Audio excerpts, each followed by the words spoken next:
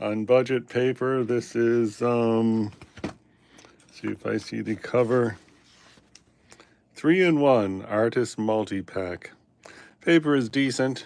It is wood pulp paper, and it's not as good as cotton, but I think it's okay as a practice. Some people say don't practice on cheap paper, but when you paint something good, then you wish it was on good paper. When you paint something not so good, you say, oh, I wish it was on that cheap paper.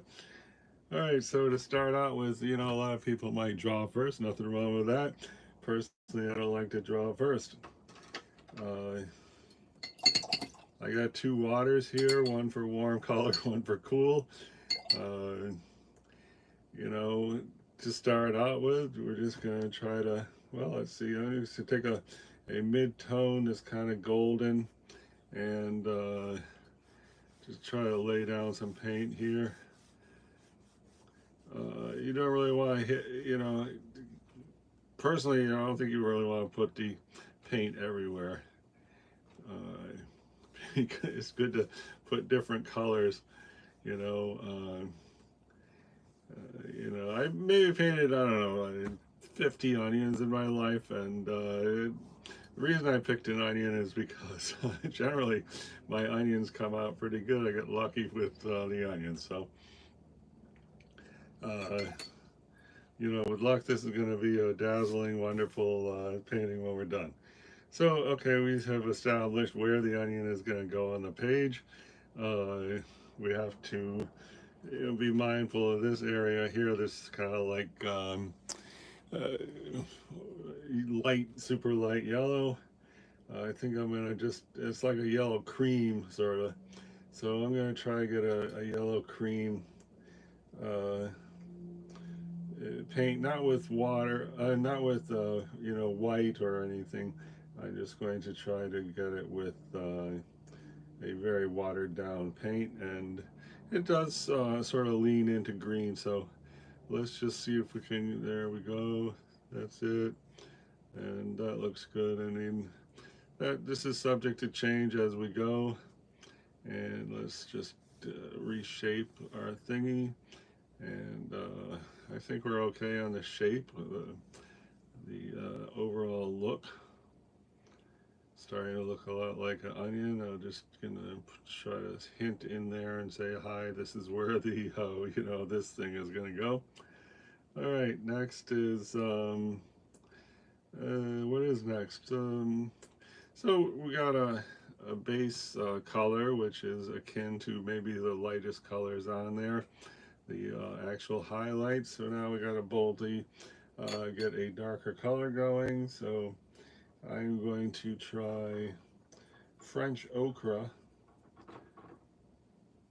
and we're just going to see about like slowly building something up. One thing here is there's a color here, and back here there is kind of a sheen, which is we have to try to depict that, which is at the edge. It's like, color, sheen, highlight is also a sheen.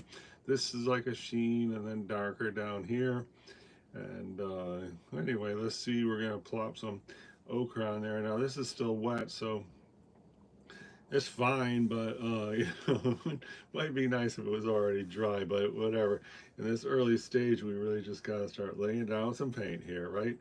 And this is our more orange up here than what we're doing, but when we get a little farther, we can, we want to put layers on, and we want the layers to add up to, things like a golden look or that kind of thing. So anyway, it's just, that doesn't look so great, but, I'm gonna blot that up because I think it looks silly.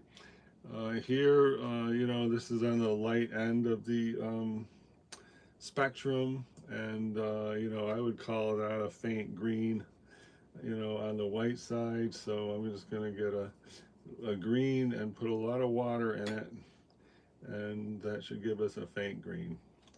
So here we go. So I'm just going to get there. Okay, so I think we have successfully found ourselves what do you call it?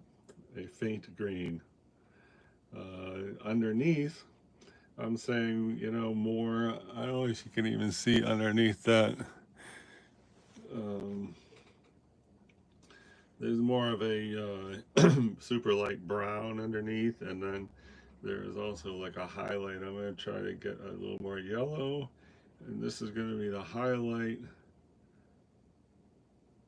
Let me show you exactly what this is going on here. Okay.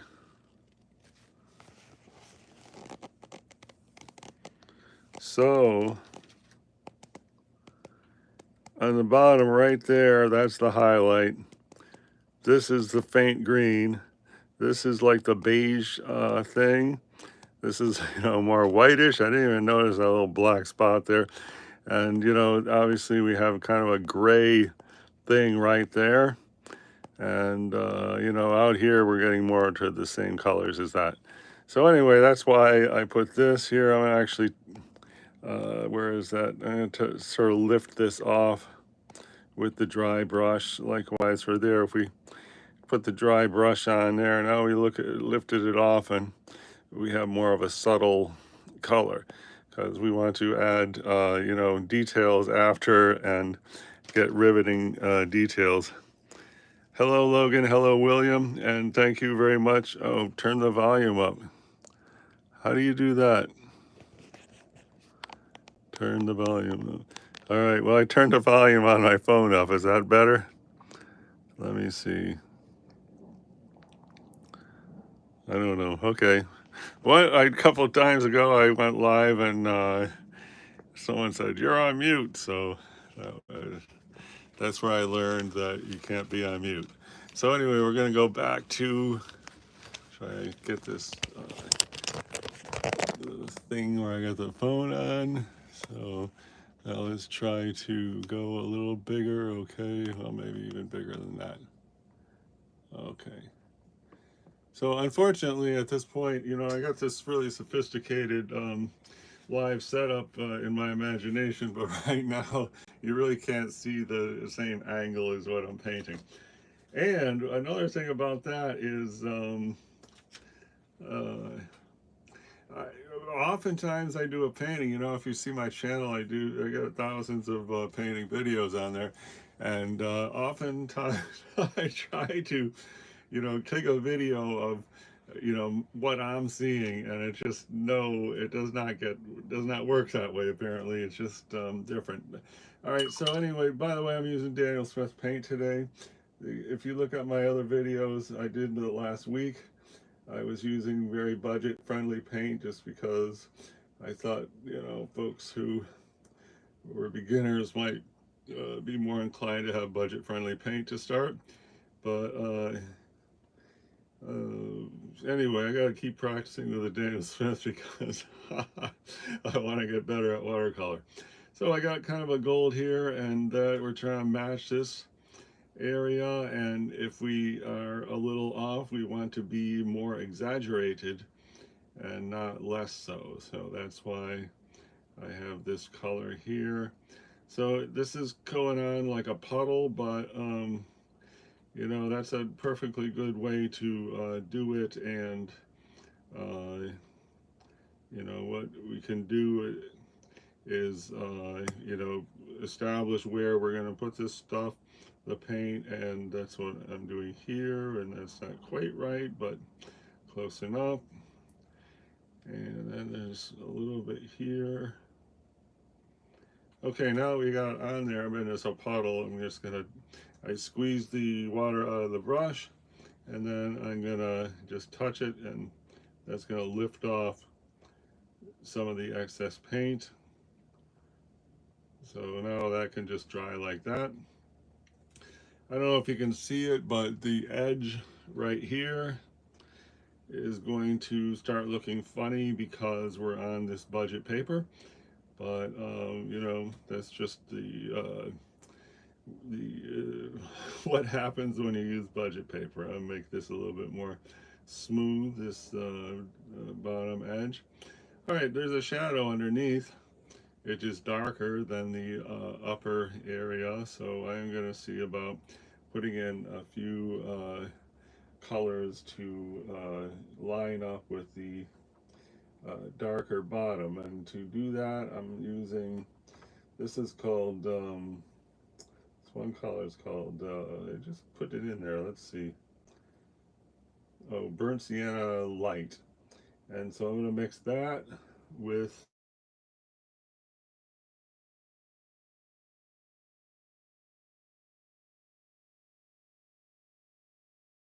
getting a spam call. Okay, I got rid of them. Okay. All right, so I got that. The thing is gonna, I'm mixing it with gold.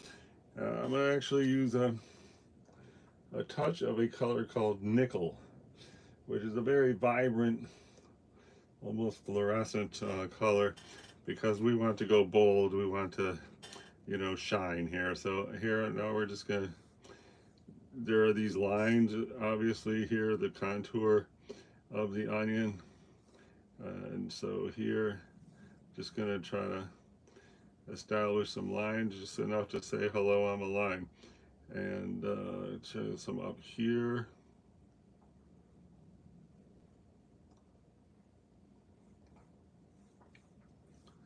So here we are kind of mirroring the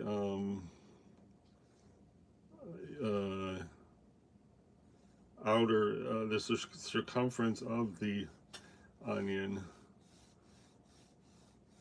And you know, it doesn't have to be perfect. And now here I want to get more of our gold, which we had, our orangish color to put up here.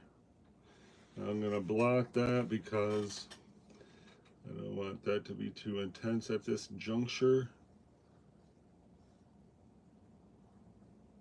Okay, and then here we're going to put some more right there. Yeah, we're sort of getting there. Okay, now it's time to smear this together. And we want to highlight here, so by doing this, see, first we put the lines, then we did the smear, and you can see that some of the lines stayed, which is what we want. Over here is a highlight. I'm putting water there. I'm blotting that up. That's a highlight. So we're getting rid of some of the paint over there. And let's get rid of just some more for the heck of it. There, wow, that's bold. Okay, right? Oh, up here, I think we could just get rid of a little paint. So all right, so now thanks to that action, we're starting to get a round feel for the depiction here of the onion. Okay, now we're gonna have to add more darks. Would be the next thing, and let's try to add some refinement to this area here. So right now I'm using a number 14 brush. It's a pretty big brush, but you know, it doesn't matter. I mean, you can still get a pretty good fine line with that brush. Not too fine, but you know, possibly in a little later on we'll uh, use a smaller brush for something. I don't know what. Okay, so next I want to get a deep rich color for this right here. So I guess I'm going to take our golden uh, you know, ochre type color and mix the red in, and that way hopefully we get a deeper and more reddish color. And there we go. And okay, so that's definitely deeper and has a reddish look. It doesn't look great, but it's bold, and you know, so now I squeeze the water off the brush, and I'm going to sort of uh, remove some of this paint here. So I removed a lot of that paint. So let's get another touch right here. You know, so yeah, it looks pretty red here, but you know, once we get more paint on this thing, you know, it's okay that it's deep. And remember that watercolor dries light. So here I'm going to try to get a few here, and that's not even dark enough, so let's go here.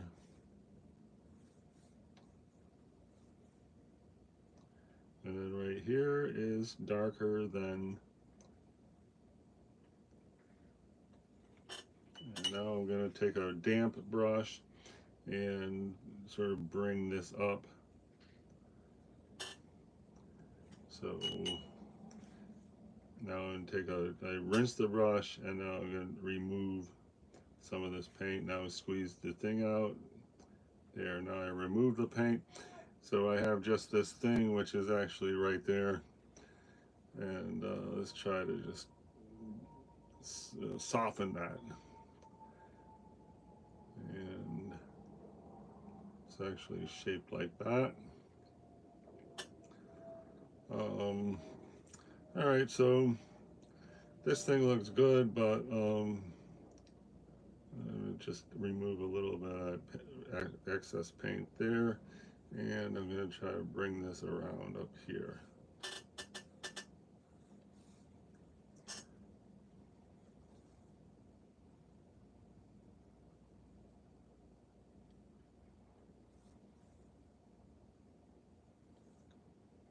Okay, let's try to get one up here. Oh wow, hey, that really helped us a lot, right? Okay.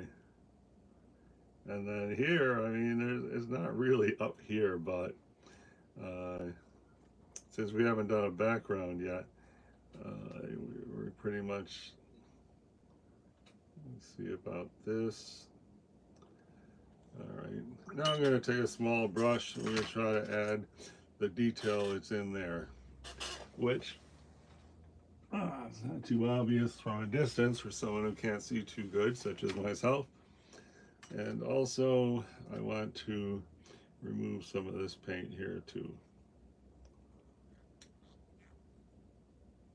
Wow, look at that, huh? That's good. Do that again.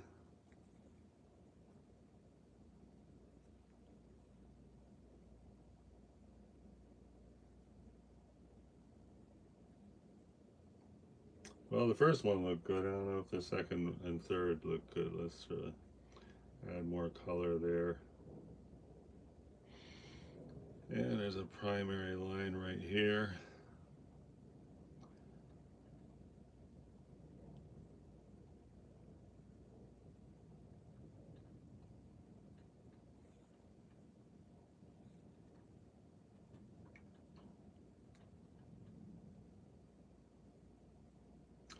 And there's an area right there that's darker than this or this, so I'm going to try to hint at that right here.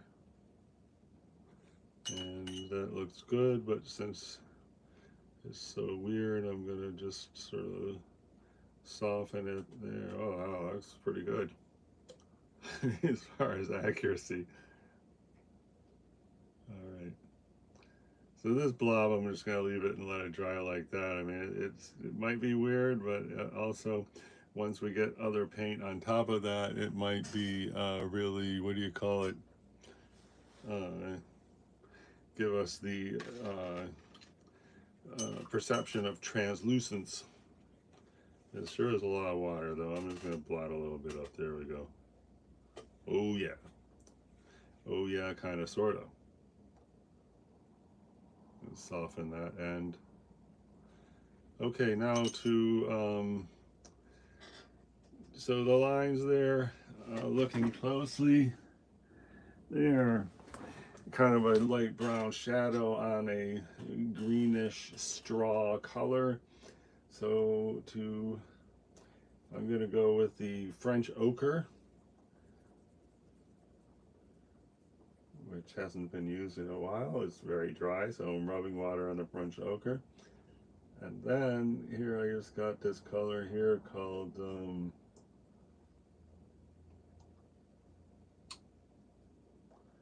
I think it's called hematite.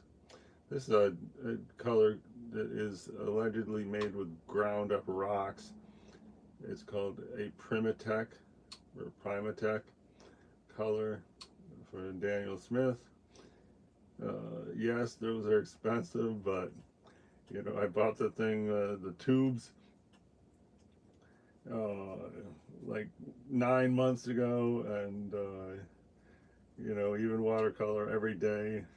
I still have a ton left. I'm not like 90 or 85 or 90% is still in the tube. So there's that. All right, so I got a ochre and the hematite. And so what I'm trying to do is get a dark straw color. Why don't we do this? Can that be seen? Okay. This is the ochre. It's called French ochre. You know, the cheapest way to buy Daniel Smith is in these sets. You get like 5 to 10 tubes, and you know, it ends up being a lot less than buying the individual tubes. So that is French ochre, and this is the hematite. So they're mixing those two together because now we're trying to get, there's a slight green hue in that hematite, but that's okay because it's, you know, we said the colors in this area up here are like between straw and green, and anyway, so let's see what kind of color action we have here. And my handy dandy thing. Okay, well, I say let's go darker. So I have another color here called neutral tint, which is similar to a warm Payne's gray, and I'm going to mix that in to take our color to the next level darker. All right, let's see what we got now. It's still too kind of light. I don't know. Oh, I mean, it might be passable. So that's our color. Now let's see what kind of fine lines we can get. Not too fine, but maybe that's fine enough. Hello, Ann Shika Kumari. Could you please move the camera down a bit? I can't see the full piece. Really? How's that? Sorry to spam, but move the camera lower. Well, that's the full painting. As far as I'm doing this on my phone, and as far as the phone goes, it's central. Anyway, so now I'm trying to do these very fine lines that are right there, just to give shape and form. We're going to start with this little fold where it's sort of folded over, okay? And then on top of that, we're going to have a few lines here.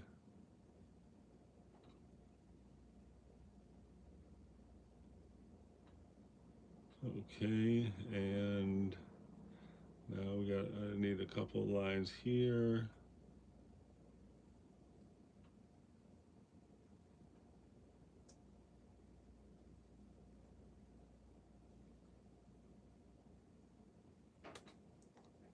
And up here.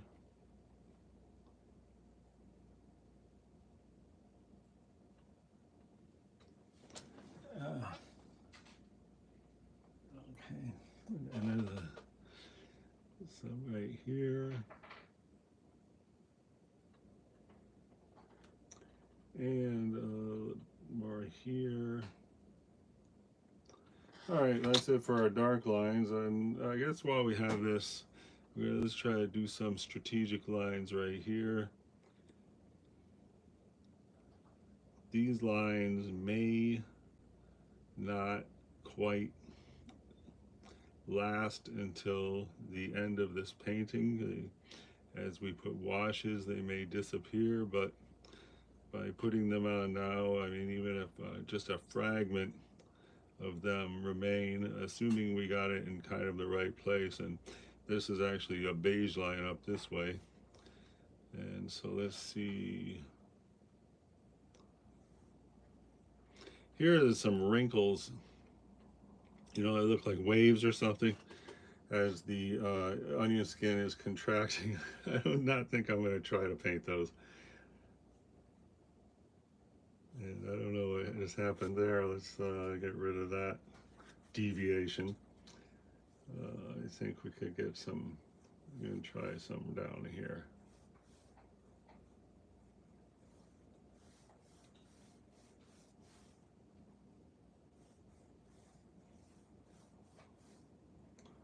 All right, that is, I'm not unhappy we put it, but I'm also going to blot it up there a little bit.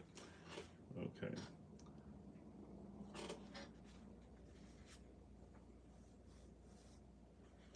All right, looking good. And let's sort of soften that a little bit. It's already been on there, it's half dry, so now and this I don't like it at all. Try to actually erase that, and now it's gone. And here we're going to put water on that just to soften these lines. And so now they're still there, but they're much more faint. And all right, now back to our little thingy. We're going to want a green up here. Here I had a green from earlier, and that's right here, a little green. And up here we need a little green.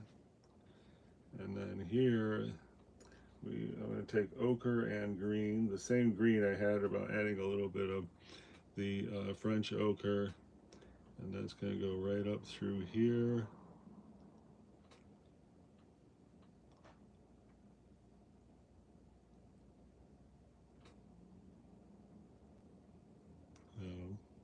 I don't really want to do an outline, although we're sort of headed toward outline territory. And this, now I want to go straight ochre.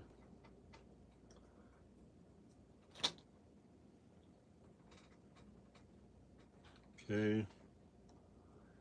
And now this actually should be ochre blending.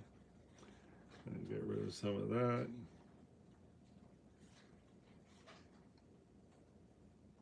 So here we have, you know, covered some of our super fine lines, but I think we're kind of getting there. Okay, I'm gonna take this one color called Aussie Red Gold and try to do an exaggerated, you know, golden color right there, and then it should sort of come and blend in there. So here, this is an exaggeration color for sure, but you know, we're trying to say hello, I'm part of this onion. Okay, now this, I'm going to try to remove some paint.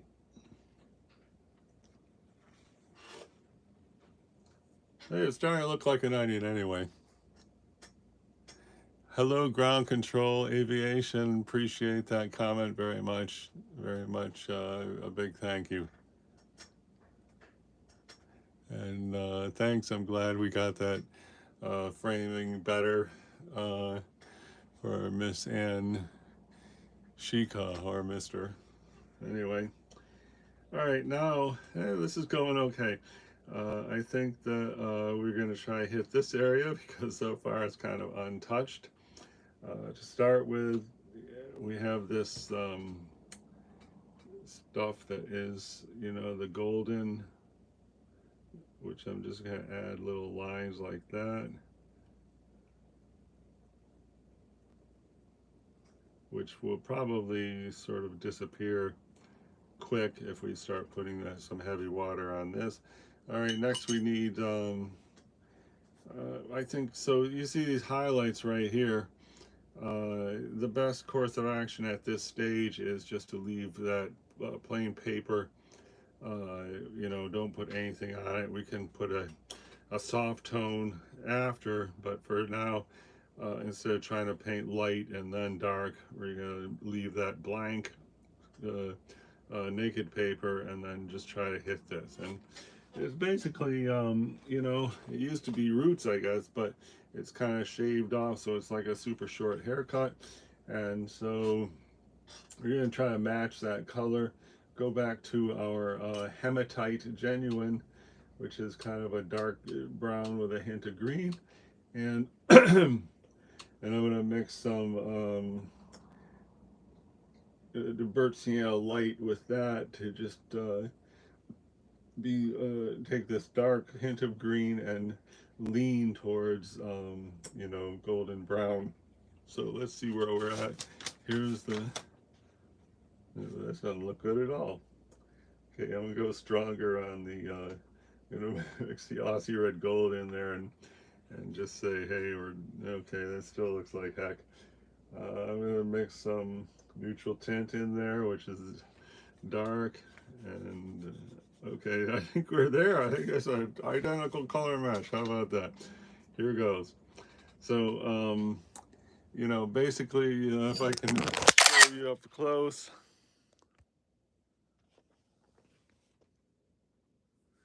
it is,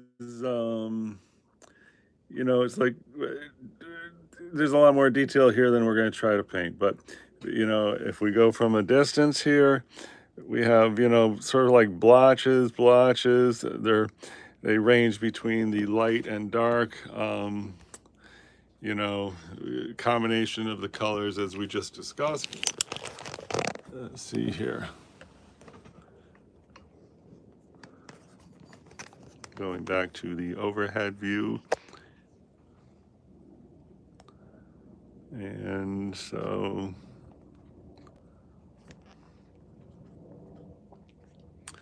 here goes. It's a very critical juncture, really, obviously, because, you know, we could really, everything's coming along really nice, and, you know, we hate to mess it all up right here. So we're going to just hit some dots.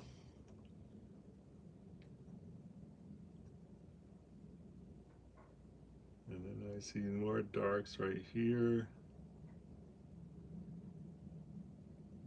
And let's try some dots right around this area.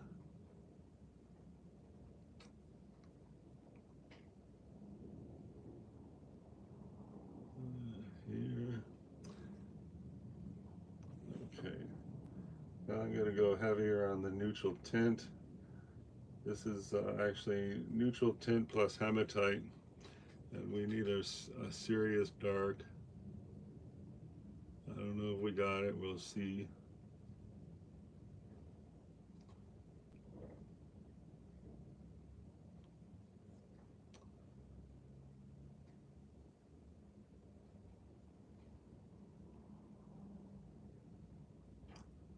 Yeah, a couple more here, I guess.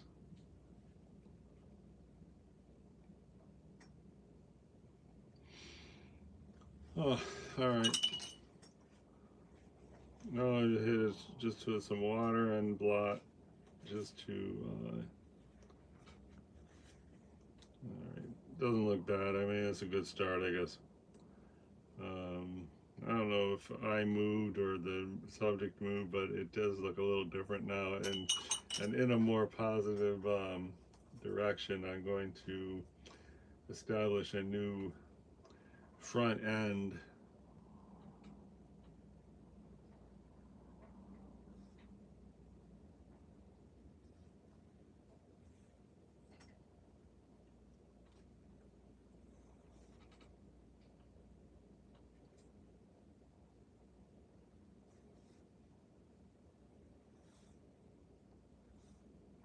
There's going to be more depth now because we have.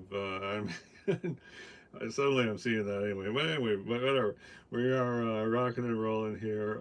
Here, this area right here is one of those cracks where the skin is cracking. If we ever had it in there, we don't have it now. I'm just gonna see if I can pull out the paint. Some, you know, wood pulp paper you will not allow you to pull paint out like that. This one we got lucky; it does. Another one that does a pretty good job called U.S. Art Supply. If you ever, you know, it's a very inexpensive paint, like darn right cheap, and that does a pretty good job with this action of put water, blot up, and the paint can get 70 or 80% removed. So here, okay, we got a good start, a foundation. It does not have the pop that the actual reference has, but you know, we're going places anyway. I'm gonna do some more Aussie red gold and hit it right there. And also I want to remove some paint right here. So here I'm just rubbing pretty much clear water. Here I'm blotting. Oh, it came up really good. So here, try that one more time. Okay, there, we really removed a lot of paint. And then, this is going to be a good place to have a light area because the background is dark. I am definitely going to paint the background dark.